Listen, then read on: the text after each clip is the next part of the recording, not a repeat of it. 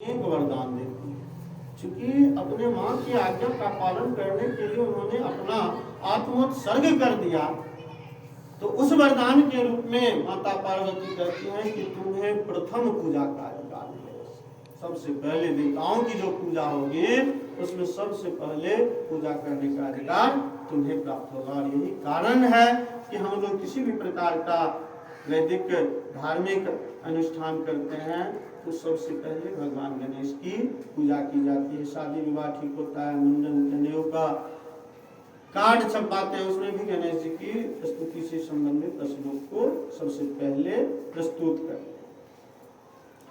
तो इस तरह से गणेश जी को पूजा का अधिकार मिला।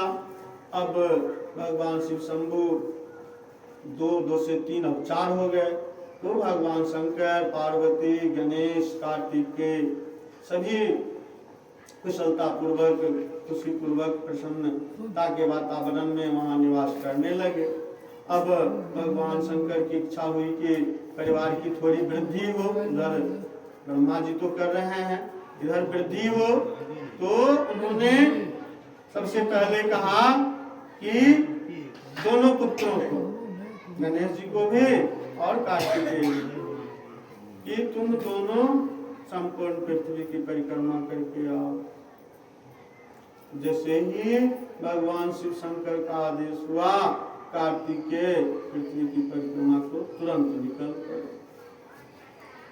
अब कार्तिकेय पृथ्वी की परिक्रमा को निकले।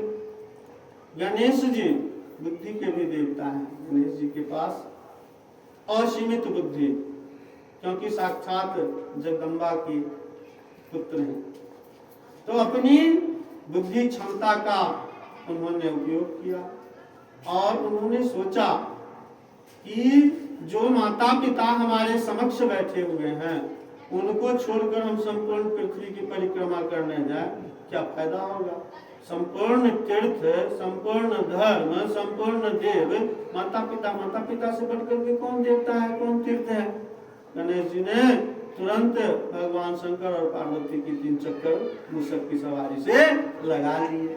अब जैसे ही शिव एवं पार्वती की गणेश जी ने 3 बार परिक्रमा की और परिक्रमा करके उनके चरण कमल छुए, भगवान शंकर ने कहा, गणेश धरती की परिक्रमा करनी थी, तुम अभी यहीं हो, कार्तिकेय बहुत आगे चला गया होगा। तब गणेश जी कहते हैं कि हे प्रभु, माता पिता के चरण कमलों के आगे सभी तीर्थ बेकार है। गणेश जी की बुद्धिमत्ता को देख भगवान शिव एवं शिवा अत्यंत प्रसन्न हुए।